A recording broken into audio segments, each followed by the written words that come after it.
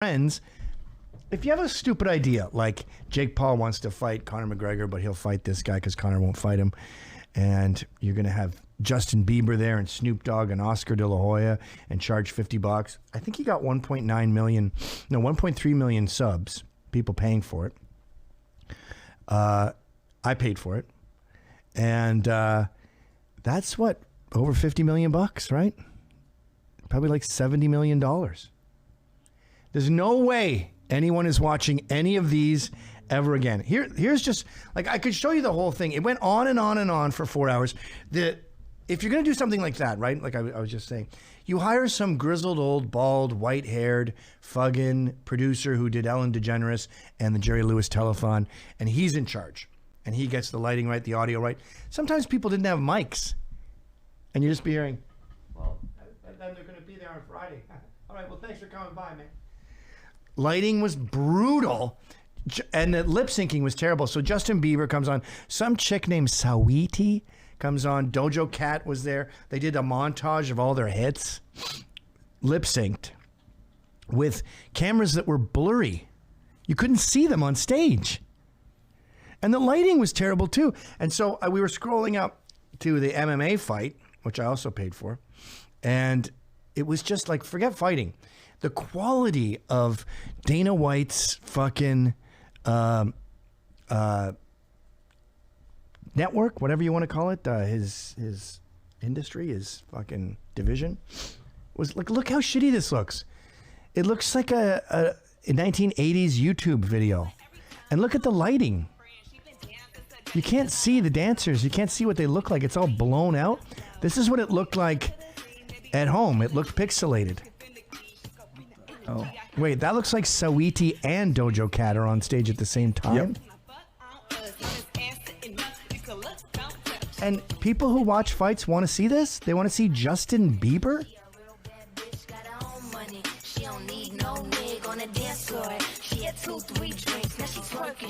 Ugh.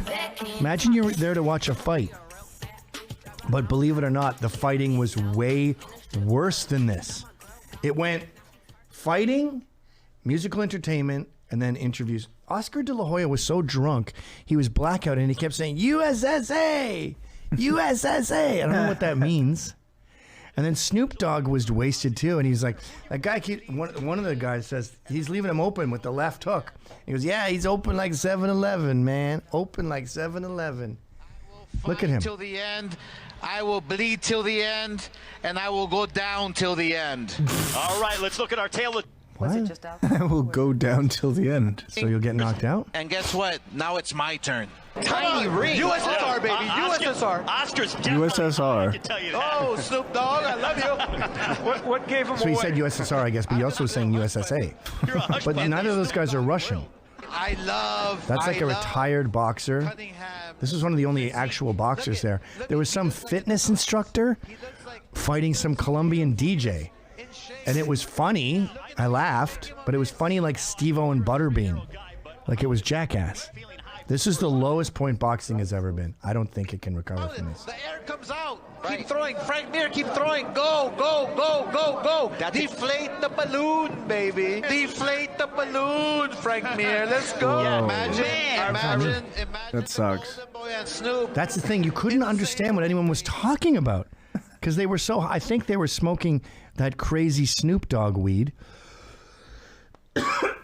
Okay, what were you going to show there? So Pete Davidson and some guy I'm supposed to recognize, they go backstage to talk to Jake Paul, and it's physically painful. I want to just talk to him. Conor McGregor's coach, his striking coach, has really bad COVID right now, and he's in pain, and he goes, this is way more painful. I'd rather just have COVID again. Look at their jackets. There's pads in them. What is that about? Kevlar? I don't recognize. Look at these that handshakes. style of Why do we have to clothing. say hello to everyone?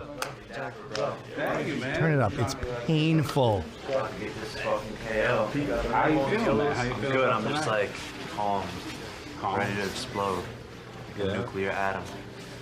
But What's a I'm good, nuclear bro. atom? Yeah, you're on. good. You remind me of like when Charlie Sheen when he went on his winning tirade. Like everybody was just like, "Go off, dude, go off."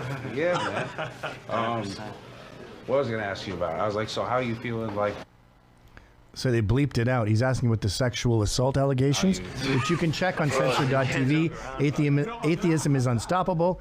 Did a big thing on it about her allegations that Jake Paul face fucked her. Fuck her face, fuck her face. Okay. you good? Like, I'm good, bro. I'm good. totally good. What's popping with that? Nothing. Right. Unmitigated lagging. Worst we've ever had. All right. I feel like if I was a boxer, the last thing I'd want is this right before I fought. What? Yeah. What's with this cool stance? Are you cool? Well, that's a weird stand. Yeah. Are you a cool guy? Ugh. So the actual what do you call it, basket purse wasn't that big. Like Jake Paul was something like $875K. Ben Askren was $500,000, but they must have bet illegally on this because the knockout was terrible. And then you see I've been knocked out before. You're fucked up for 45 minutes. You don't smile and get hugs from your wife. And there was weird tells in there, like Ben Askren when he was walking back from the knockout, he's like this, and his wife's hugging him. I thought you just got killed. Look at this knockout. Oh, boom, I'm done. Whoa, I got knocked out. And then they stopped the fight after that because he was wobbly. In the first round, Jesus. No one recognizes that ref.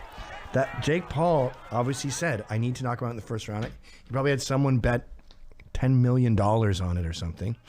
That's where the real money is. But obviously no one wants to watch this. You ruined the sport. You stupid amateurs. You wrecked everything. I feel like Charlton Heston at the end of Planet of the Apes.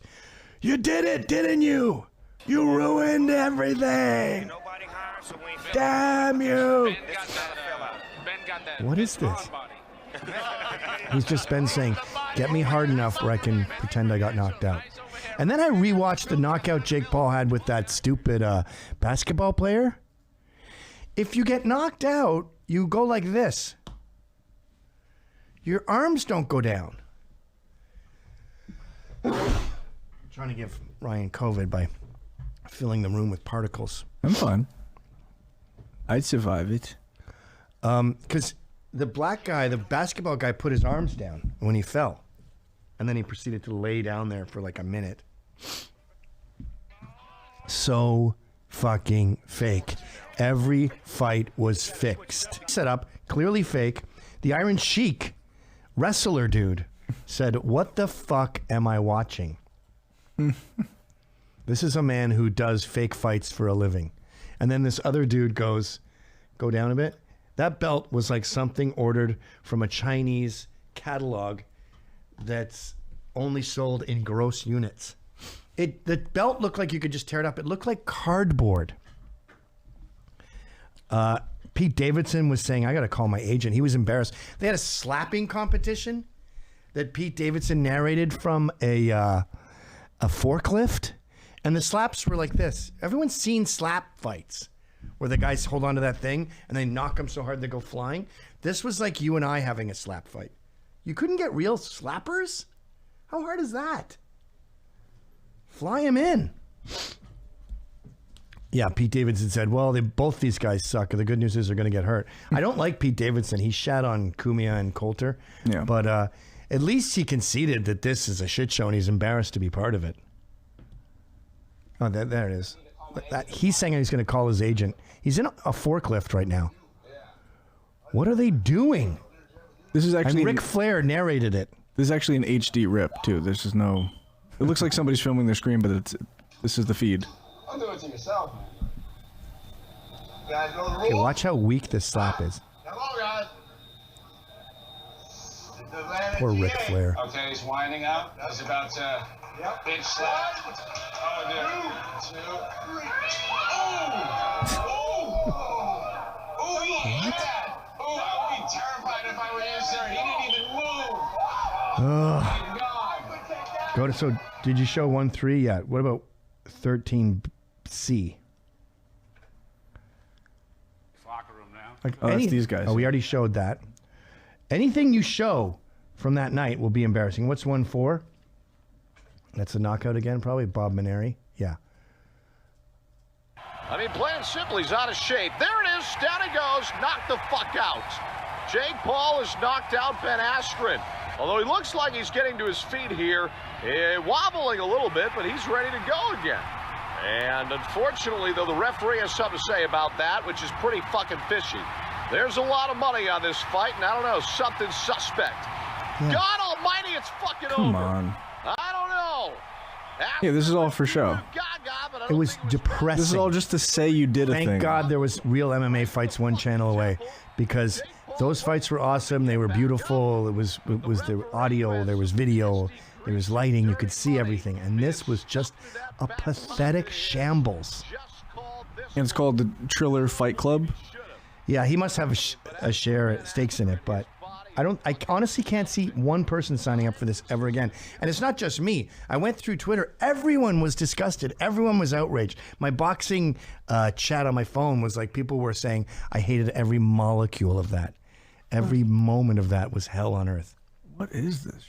So Triller's its own. I haven't heard of it till yesterday. Sorry, to get back to the manager, he said rap is the Wild West. He goes, contracts don't matter. They'll kick the shit out of you for publishing.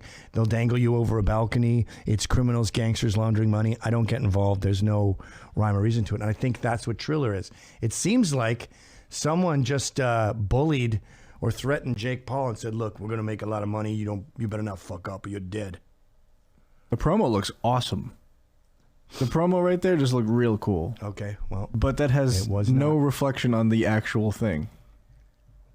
You couldn't see it. Like, I don't like that chick, but I was just annoyed at how unprofessional it was. Oscar De La Hoya made a fucking fool of himself. And then I noticed Jake Paul and his brother, I don't know what his name is, Paul. When they were congratulating everyone, I saw those two brothers, and they didn't look each other in the eye. I don't have a clip of that, but I was like... Oh, it's Ron Paul. That's his brother. If my brother and I did something that illegal, I could see us like being sketched out and not looking at each other like, holy fuck, let's just get this day over with and hope we don't get arrested. That's a man who was just knocked out. Poor guy, huh? Jeez. It's a wonder he can walk. And look at his wife hugging him. We just made a lot of money. She's not worried about him. Is that a tweet where someone says, I hope he's okay? Yeah. I mean, look at the injuries on Ben. I hope he recovers. Triller. No one was taking it seriously. What's the next one?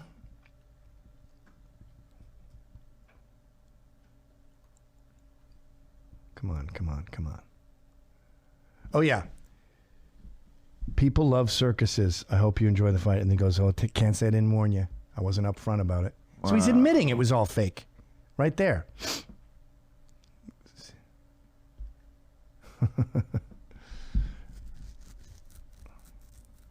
This is just a cheap Are these people taking it attempt seriously? at a thing. It was so That bad. stinks. What's 1-6? That's him admitting it, right? Yep. And then Snoop bet tons of money on the game, which I'm not sure is legal if you're a commentator on the game. But after Jake Paul won, had his dumb fucking gin and juice, and he was like, $2 million, motherfucker. $2 million, motherfucker. I mean, I'm not a snob, but can we have a modicum of decency, please? Every